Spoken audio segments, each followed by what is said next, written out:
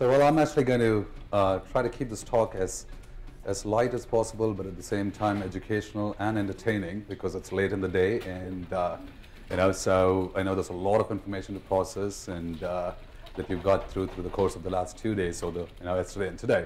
So I'm going to start with my introduction, and then we'll get into the talk itself. Towards the end, have a few minutes for question and answers, and then you can ask me a question. If I know the answer, I'll tell you the answer. Otherwise, I'll make one up. So, all right. So my name is Manoranjan Paul, not to be confused with Marijuana Paul. All right. Manoranjan stands for entertainment, and entertainment, with education is enlightenment. But entertainment without education is actually just a joking thing. So it's joker. So when I looked up thesaurus, and in thesaurus I found out that a joker is somebody who's called a banana. If I can use my pointer, they call it banana. And then I was actually going through, and I was like, second banana and a top banana. And like, what's this deal, right? One of the things that actually was an alternate word for the word joker was the word wisecracker. Now, wise and cracker distinctly and separately are good things to do, right? I mean, did I just say cracking is a good thing to say? Right? But being a wisecracker is not. I like to be wise, all right? Sometimes I have to do this. I have to do cracking. So you take like John, and John the Ripper, and you've got to crack some stuff. And we have like password crackers. I actually just saw Manji. Where's Rick?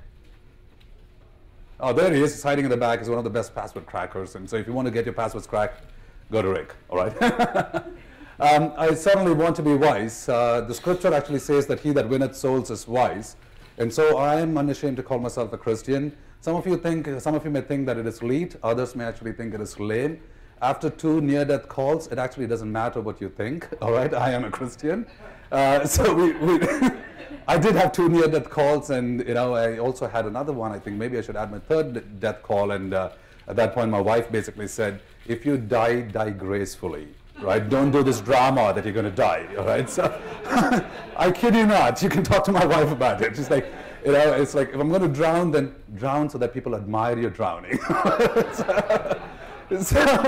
So as part of my calling on earth at this point, and with a few folks like Austin and others who are very good friends of mine, we founded Hackformers here in Austin, which which actually has got the mission of teach security, teach Christ, teach security in Christ. And so you guys can follow us on Twitter, or you can come for our events, participate and plug in with us. We also write, sorry? Who would Jesus hack? What would Jesus hack? Every one of us. That was actually the title of my talk that I submitted to DerbyCon.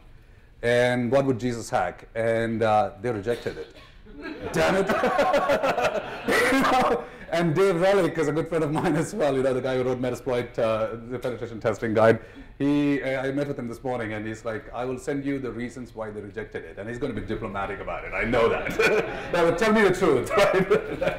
I also write in my faith blog every evening, and it's called Hidden Treasures. That's what is so deep that you have to dive deep. So, it's got a Facebook side, so you can follow up with me on my faith side in that. I'm an author, which is evident from these books that I've written. I'm told that there's going to be a book signing after, so I'll meet with Karthik at the back over there. Karthik, wave your hand. Right? So if you're interested, and I will sign it for you. So I'll sign someone else's signature now. Right? So I've got the 7 qualities of highly secure software, which is what we'll essentially talk about today. I'm an advisor for software assurance for this organization, which many of you may recognize.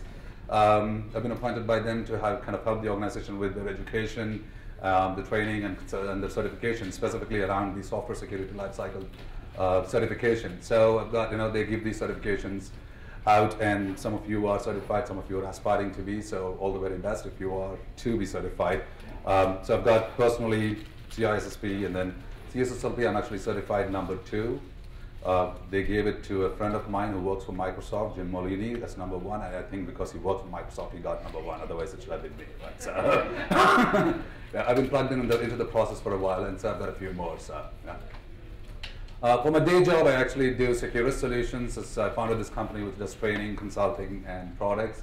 And I also have another wing of the organization itself that does certification practice tests for any of these other certifications. So you can look into our websites for that. But to backtrack a little bit before I came into the world of security, I used to work for them. Oh, I mean them. Sorry, that slide should have been removed. Where I was doing this, I was actually trying to prevent these guys from doing this SQL injection. It's interesting drop table, on a car thing. I wonder if that works on toll roads over here, right? To game the system.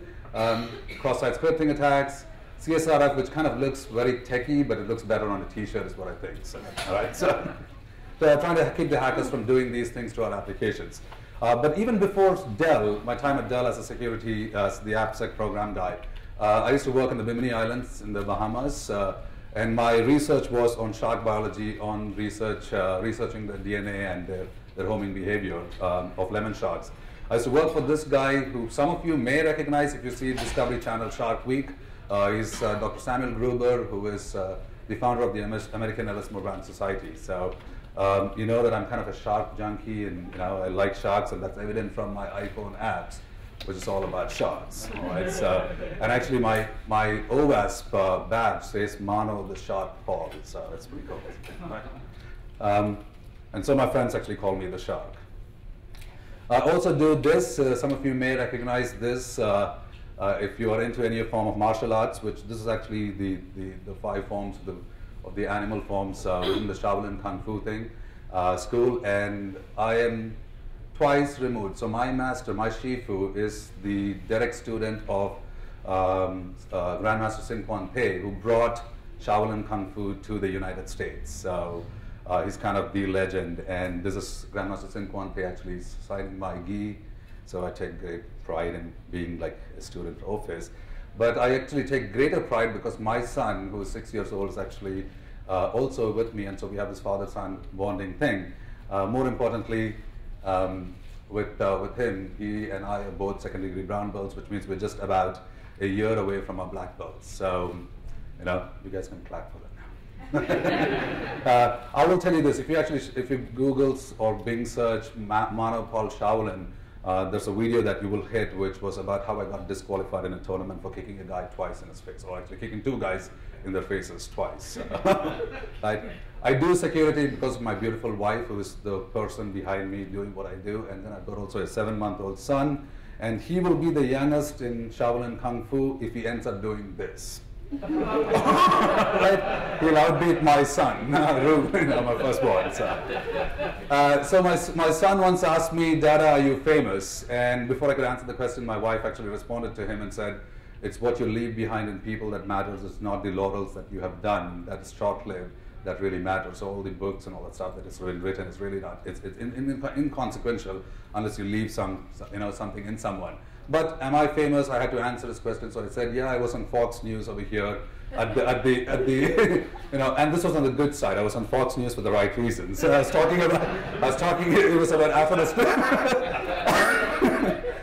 the Stratfor hack on WikiLeaks. They interviewed me to see what was the root cause, and so it was in Austin, and since Stratfor was over here, they called me for that. But I also am famous from this man. All right. This actually, if you Google search Mano Paul, sometimes you come up with this whole Playboy thing, and that's because the way they indexed it is Keith Mano and Paul, Erdman. So this is not me, all right? So, ladies, so who am I? I'm actually a Christian author, biologist, CEO of my company, The Shark, an ABCD, and that's not American born confused Desi, all right? So. I love my savior, I love my spouse, I love my sons, I love Shaolin, I love sharks, and I love security. So I am Mano the Shark Paul, all right? And we're here actually to talk about the 7 qualities of highly secure software, which is what you actually came to hear me say. But I'm going to make a few disclaimers. This is not a pimp my book talk, all right? I was on a flight once actually reading my book and coming up with a presentation when the guy who was sitting next to me, the guy sitting next to me here is like, "What's that book about?" And I go, "Software security." But what really caught me was the next question he asked, "Is it any good?" So how do you answer the question? Is your child ugly or beautiful, right? You gotta. So I'm thinking to myself, and I go, "Yeah, the author could have done a better job." So now it's It's all opinions expressed over here are my own, not reflective. Oh, wait a minute, that's me, right? So I work for myself. So if you're tweeting, Facebooking, blogging, you have my permission to do so, as long as you say something nice about this talk. So what we produce highly insecure software. And that's kind of given with the evidence that we see in the industry. And what we really need is highly secure software. So what constitutes a highly secure software is what this talk is about. This talk is also not about the 7 things that I need to go put into my code, right? We'll cover components of that in today's talk. For more information, there are publications and the book and other things will help you. But it's not really about just saying, give me a checklist of the things that I need to go put into my code so that my code will now become highly secure software. It's going to take a look at a holistic angle of designing, developing, and deploying highly secure software. And what that constitutes, what we'll see. It takes kind of an operations, a technical, and a management viewpoint to the overall premise of what we need to do to build highly secure software. So before I even get started, what are some of the myths that we need to bust, right? And I was contemplating whether I need to even talk about this, and I asked a friend of mine saying, hey, do you think this should be in this talk? And he said, you know what? The industry is still so immature now that these things are still prevalent in large and small corporations, where there's this whole attitude that we have a firewall, right? Does you nothing if you have just a perimeter and no hardened internal applications, as long as, and in some cases you actually don't even have a perimeter, like in the cloud computing space. We have SSL, right? So information on the wire is getting protected, but when it gets stored, how is it actually being stored? And what about direct database attacks? So we have these myths that we need to bust. We have an IDS or an IPS. Who's actually looking at the logs of the IDS and IPS? How much of the volume of data that's coming in that's actually making tangible sense so that you can go implement good software security, right? So all these are questions that come back, and when we try to implement security within organizations, there are pushbacks, and there's right reasons for those. But we need to be able to get past that and say these are really not true security. We're not accessible from the internet, right? This is another classic one. This is kind of the premise under which the whole SCADA systems and the ICS, the industrial control systems, were initially thought of until somebody got an IP point, and then now you're in national threat of that being broken into, right? So that again is a myth. This big one is like, we've never been compromised, all right? But look at the others who've been compromised who are in your same space, and who do you think is going to be the next target? So, it's become, in fact, we're starting to see that the attacks are moving away from just like corporations, like from military to the defense, from there to the corporations, to now like social media and social network sites, to educational institutions that hold a lot of data, personal data. So just because you've not been compromised is not going to help. Security is not my job, right? Another big thing, which is like it's somebody else's responsibility. In fact, there are published reports today which talks about when you go and look at the whole cloud computing space, the service provider is actually saying that it is your responsibility, and the consumer or the client or the tenant is actually expecting it to be provided as a service from the service provider itself, in which case they're just passing the buck one to the other. And so the not my job responsibility is an important myth that we need to bust. And finally, security adds little or no business value, right? And unfortunately what happens is the whole concept of value is determined by return on investments, right? So ROI stands for, all right, so from hereafter, you guys have to take 2 acronyms from my talk, all right? So ROI stands for risk of incarceration, all right? The second acronym is CYA, right? Why do you do software security? CYA, and CYA stands for cover your applications, all right? So what is highly secure software, right? It's kind of hacker-proof software. I actually put that in there not to invite hackers, but to say that we are getting better, and we have to get better in the way that we make it harder for the hackers to be able to exploit our software. So will we ever get to the point of being completely hacker-proof? All right, so that was a question. In case I pause after some time, that would then require a response, which is called an answer, all right? So let's get the question 101 out. So no, we'll never be, because there's always going to be some residual risk. But we can at least make it to the point where, let's make this as difficult as possible for the hackers. And some of the traits that you actually talk about highly secure software are the ones that actually can demonstrate these qualities of trust or software assurance, where it's first and foremost reliable, functioning as the business expects it to, so it's doing what it's expected of. And secondly, it's resilient, so when it is attacked or under attack, it has the ability to withstand and still be reliable in its operation. Having said that, though, you and I have just recognized and agreed that in some situations the software is not going to be as resilient as it needs to be, in which case it needs to be recoverable, which means when it is attacked and it has been exploited, can it restore itself back to the normal operations, and what are some of the qualities that make it come back to the normal operation? So this is how I would define highly secure software, right? Now the 007, right, of the 7 qualities, and we'll go through each one of this in more detail, from security being built in to security actually being adaptable. The software itself is adaptable. So security is built in. How many of you have heard about the Aesop's fable about the ant and the grasshopper? Or the ant, was working during summer and working really hard for winter and storing up food, whereas the grasshopper was just playing around. And then eventually, when it was time for winter, when it rolled by, the grasshopper then realized that it had to have been proactive in storing up food during the summer so that it could survive the winter. Now, so when we talk about security being built in, it's about being proactive and not just reactive to the times or the attacks that we're seeing.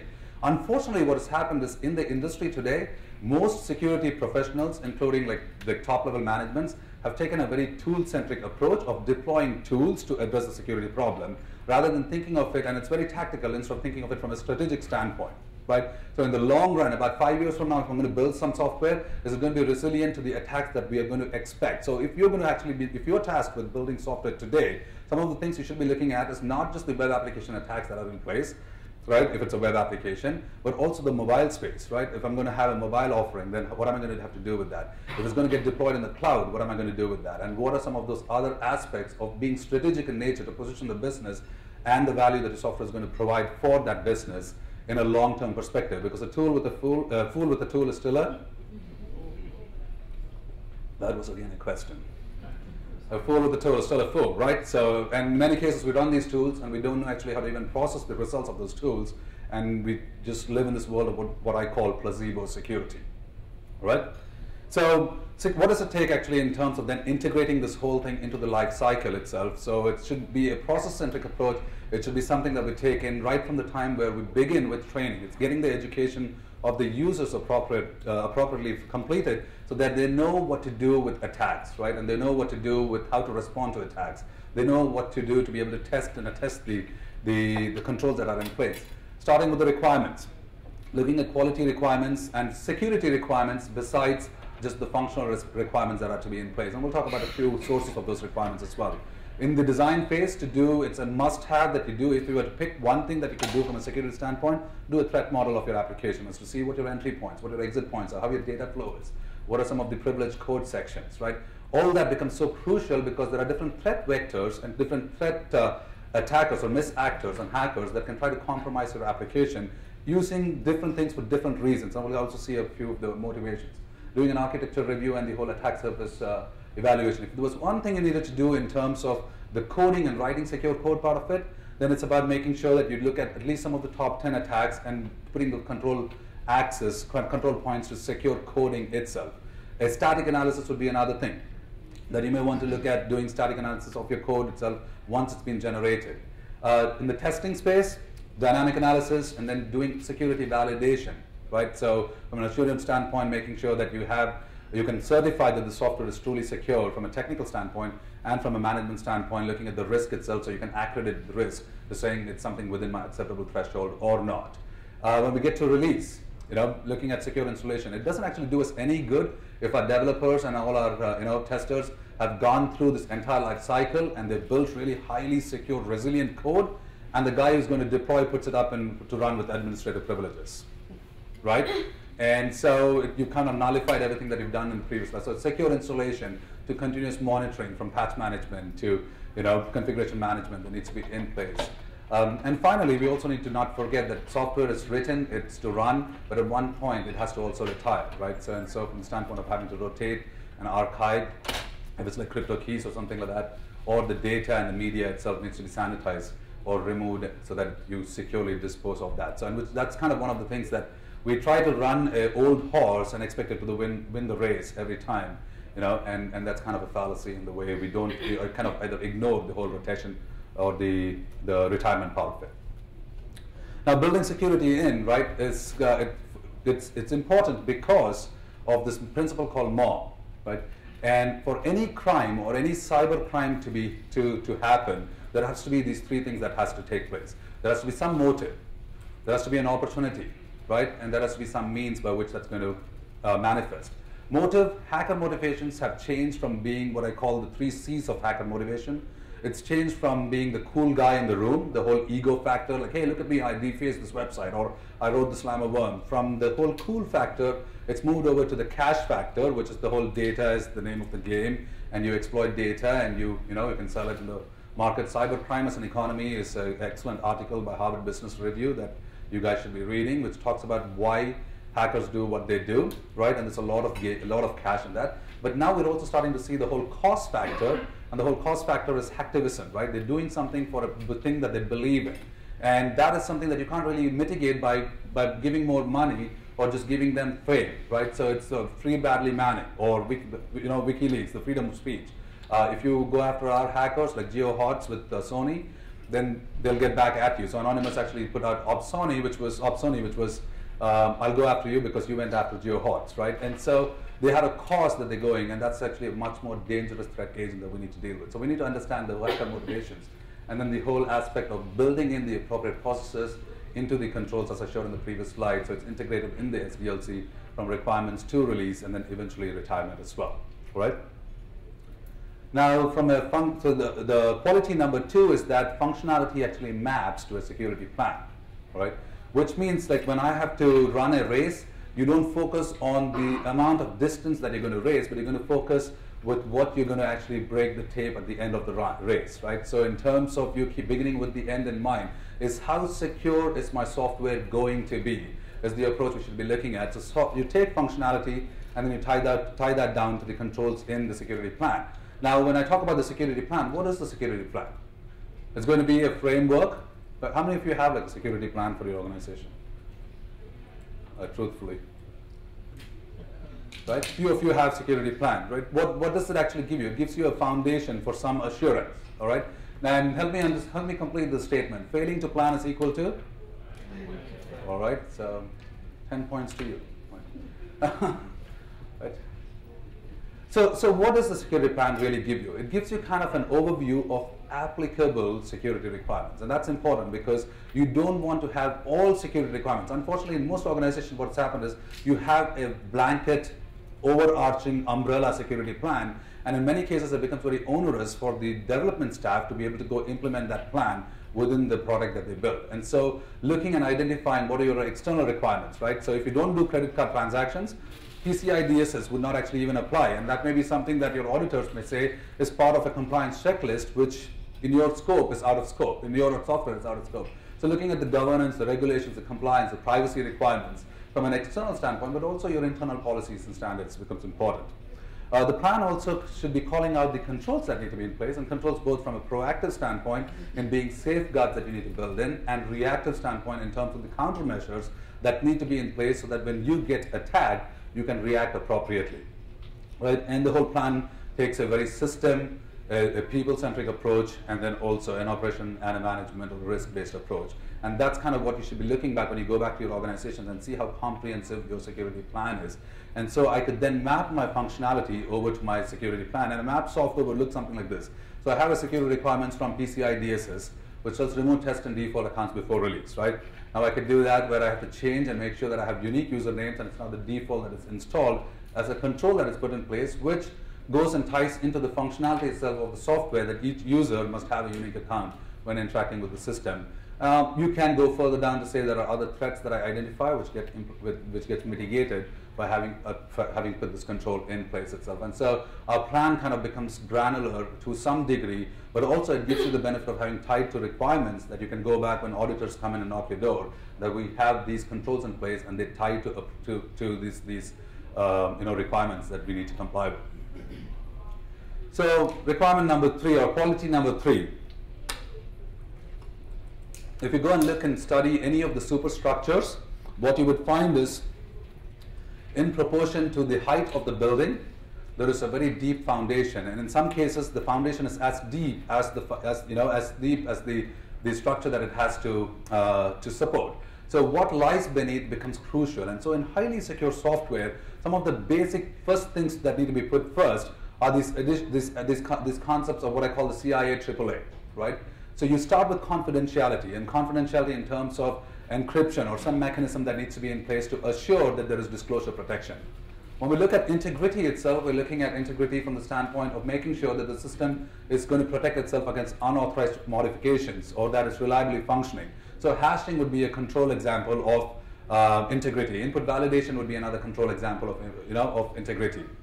CRUD, create, read, update, delete checks. Those would be other control elements of integrity. Availability, it's about making sure that your system is available to the people that it ought to be available and not available to those people that it ought not to be available. And so you may have to think about how you actually do your connection pooling, how you actually leave connections open or not from a security and a threat standpoint. Also the whole load balancing, the DR that needs to be in place. Authentication. If your system is is dealing with highly sensitive information, multi-factor authentication may be required. So you look at it from who you are, to what you know and what you have, right? So multiple factors that you have to look into building into your software itself. At a bare minimum, these are some of the things that you need to have in place. Authorization, who can do what, right? And what rights and privileges do they have to have? So you may have to think about your software architected always with like role-based access control or mandatory access controls, discretionary access controls, depending on what your access control model is. In some cases, it may be a resource-based access control, or in other cases, it may be a complete trusted subsystem with an impersonation and delegation. All that comes into place as you look at the overall authorization decisioning that you need to put into your software. And finally, the whole auditing aspect, which is detective. And in some cases, it can be deterrent. If people know about you being audited, they may actually be deterred from doing something. So who did what, when, and where, right? And when we do in this morning's talk with the keynote, Michael Howard talked about root cause analysis is a single word, right? And he talks about you need to get out of the vicious cycle of like write code, deploy, get hacked, then go back, write code, right? So we need to get past that to really fixing it with the root cause analysis. And the why is what we can actually try to glean from the auditing controls that we put into place, which will give you insight into the root cause analysis itself. So with that, we're kind of about halfway through the quality. So this would be a point to leave if I'm so quality number 4 is that the software itself is balanced. When we talk about balance, how many of you have seen the movie Finding Nemo? Raise your hands. What are you guys doing watching kids' movies? I've watched it so many times. What is interesting about Finding Nemo is the fact that the people who did the movie, they went and scientifically studied the sharks to see the patterns as to how they navigate, and they emulated like real-world shark behavior in the movie. So it is actually a movie that is scientifically correct. All right, so you guys have my approval to watch it from that standpoint. But the movie Jaws, the first poster of the movie Jaws, this lady swimming on top and then this shark that's coming up, that was scientifically incorrect because a great white has triangular teeth, not pointed teeth. But the poster actually had the picture of a mako shark, which was posted as a great white shark. So that is scientifically incorrect, but it's still a good movie to watch. So you still have my approval for that, right? So in Finding Nemo, you hear about this whole symbiotic relationship, right, between the clownfish and the sea anemone. Now, because one is beneficial to the other, and both are actually beneficial to each other. The most software today we have is kind of parasitic, where it's not really symbiotic, where it benefits the other. So when we talk about balancing, we look at it from a win-win standpoint. But what is it that we're really trying to balance, right? So we're trying to first and foremost balance the risk against the reward, which kind of goes into this whole lingo and I mentioned about ROI, right? What is the risk of this software being breached, or the reward if I put the controls into it in appropriate implementations? The functionality with the assurance aspect itself. Unfortunately, we are governed by what is called the iron triangle. So how many of you work for an organization that gives you unlimited time to build your software? All right, now, okay, so time is an issue. Unlimited budget. Damn, I'm looking for a prospective employer here. Right? so resources is an issue, right? So we have time, but then how many of you face the situation where you have the software being defined at one point, and then you come back to the point, and when there's like a scope creep thing, where by the time you build the software, it's not really anymore what is originally accepted on. You guys are all liars. Oh, there's Dario. Dario is the only. Yeah. So we all face this. The scope is expanding, time and resources are fixed. So you always are going to have an isosceles or a skewed triangle. You're never going to have, an equilateral triangle. And so this whole iron triangle that we have to deal with. And Dicky, the technical director for NSA, was asked this question, right? How are we doing in this race of functionality versus security? And he kind of talks about it in this article called The Balancing Act. And this is what he was asked. So, are we actually winning? And do you think, what is his response? He says it's a race and it's a real trade-off. The one thing that I can say is that we're really not, winning, but you need to put in the appropriate opportunity so you can take into account and build the additional security that needs to be in place. So we have to balance this out. Now, in addition to balancing risk, reward, functionality, and assurance, we also need to balance our threats with our controls, right? So this probably will be the takeaway for the techie crowd over here, right? Is to see what are some of the things. This is not a comprehensive list, but of of the historically prevalent overflow attacks. Making sure that you have string length checks and you have bounce checking, so that always the length of your input is going to be less than the byte size of what the memory or the buffer can actually handle, right? So you don't fall prey to overflow attacks, or using deprecating banned APIs and using safe APIs. Injection flaws. How many of you have heard about SQL injection or command injection or XPath injection, LDAP injection, just the whole injection flaws? What happens in an injection flaw? Why is it even possible for an attack to take place and it's so prevalent today? What's the underlying root cause of an injection flaw? Okay, poor input validation, but data is interpreted as functional code. Right. So data becomes executed as command, right? So input validation could mitigate it to a degree, but then the appropriate controls will be making sure that you have what's parameterized queries or prepared statements, store procedures that actually don't take that data and then interpret it as a command that the backend interpreter is going to execute. So we look at validating input as one thing, parameterized queries, cross-site scripting, attack against the client, right? So in this case, rather than actually depending more on the input validation side, which is important, so you can do request validates, making sure that it doesn't take in the script tags and things like that. It's more important that we encode the output, so output handling and encoding becomes crucial. Cross-site request forgery, right? Classic attack. In fact, interestingly, there's not much data that's collected on it because it goes undetected in most cases. And with the whole request being forged, you can't make a differentiation between a legitimate request and a fraud request. And so in this case, we have to go back to making sure that our user authenticated tokens are specific to that session. In some cases, it maybe have to be tied to the hardware itself, some hardware property. So you can essentially make sure that it is no longer, it's not something that can be replayed and forged. Denial of service, load balancing, replication, whether it's active, passive, you've got to be looking at. Repudiation, it's interesting, I kind of actually put code signing here, and then in the social engineering talk, Relic, Dave Kennedy, he basically said that statistically it's actually insignificant of what he has found out in his research, the number of people who accept signed code or unsigned code. When that certificate or the prompt is prompted to you, do you trust me? Most of us don't even read it and we say what? No. Yes, right? So, yeah, most of us I said. So it's important from that standpoint. And then another big thing is in terms of the reversing itself, right?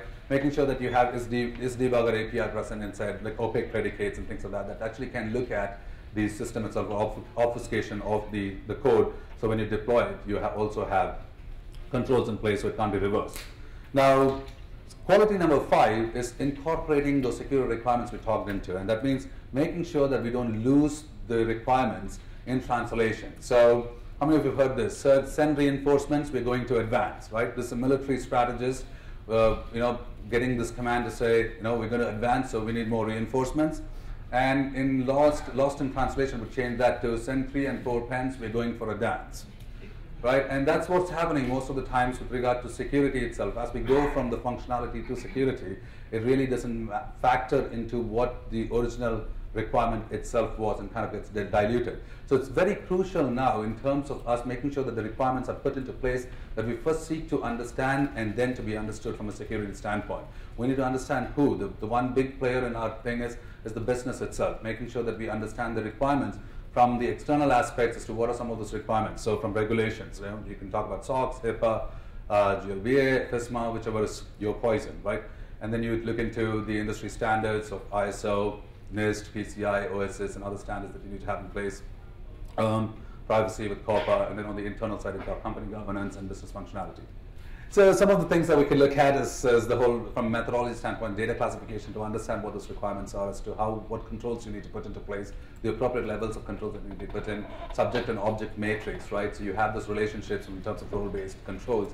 And then the use and abuse case, which is part of the whole requirements, which takes not just a use case approach to security, but kind of an abuse case as well, or a misuse case to look into it. And that kind of can give you a lot of security requirements that you can take back and build into the code itself. Quality number 6 is it collaboratively developed, which essentially is that there is no I in team. In other words, that would be to synergize, right? Now, the synergy itself comes from where? It actually just doesn't come from the development organization itself.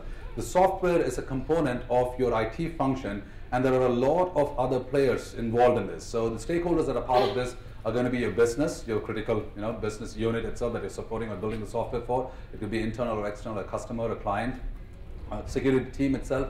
We need to take into the folks who stand in our way, the management. No, but we got to get to understand, to translate those requirements to those folks that understand it in the language of risk, and see how we can actually still build highly secure software. The development team, as much as you may not want to involve your lawyers, it's important, especially if you're building software that you're publishing, then the legalese that becomes, right? One of the things that I always read when I'm installing software is there a clause in there which says you shall not reverse engineer, decompile, decode, and many software, if you notice, which is actually done by small shots, don't actually put that clause in there, which means what? Anything that we do to look into the software, they have no legal precedence to be able to do so. So getting involvement from your legal teams is important, especially if you're building like multicultural international software, then having to factor in those international requirements becomes crucial as well. Privacy is another big player, and this morning we heard that you can have security and privacy interplay that Michael Howard was talking about. And I think, if I'm not mistaken, he said you can have privacy without security, but you can't have security without privacy, right? So it's important for us to recognize that as well. You know where I'm going. You can't like jump out. You can't stay in the plane. Right? No, auditors are good. Actually, leverage them to your advantage. You know why? Because management listens to what auditors tell, right? So if you want to actually include security and get resources, become friends with your auditors and tell them what they need to put into the report. Right? I need this much money, I need these many resources to build this highly secure software, and when they say it, management will listen, right? So leverage them and add to your, and then vendors, when it comes to the whole supply chain of security, making sure to communicate the requirements to them effectively so they can actually build it in. So I always say, if you don't communicate your security requirements to your vendors, you're not going to get it in the software that they produce. If you communicate your security requirements to your vendors, you're not going to get the security software. No, at least you have some hope that you have some liability and coverage in the whole supply chain security itself. Right? And then finally, that the software itself is adaptable. So how many of you know what polyfiredont means? So I can pretty much make up anything and you guys are going to trust me, right? So polyfiredont. Poly, what's the word poly? Many. Dontix, teeth. So the shark is actually a polyfiredont, which means it has many rows of teeth, and what we call, it's actually modified Packard scales that come from within the underneath of the jaw, and as each layer of teeth, as each row of teeth goes away, the other row kind of replaces it. So when I talk about software itself, I'm talking about sharpening the saw or making sure that the software is resilient over time, because threat factors, talent pools, and technology itself changes. So MD5, which was an insecure, or what was deemed to be a secure algorithm 10 years ago, is no longer secure now because of the collisions that we see in the algorithm itself for hashing. So technology has changed. The threat attack vectors are changing, right? So we're not just looking at the script kiddies, we're looking at organized criminals to cyber defense, and in many cases, activists and folks that we don't even know who they are, the anonymous and the lulsecs and so on and so forth.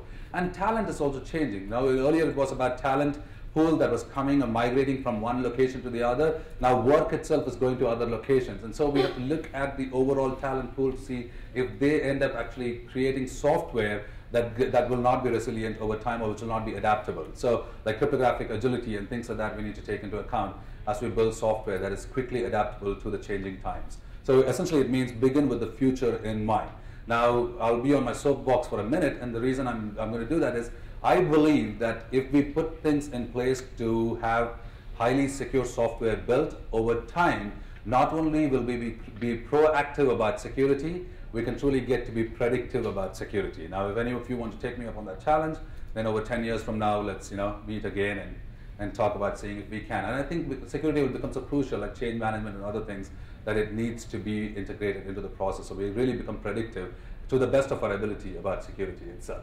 So more information, there's going to be a book signing.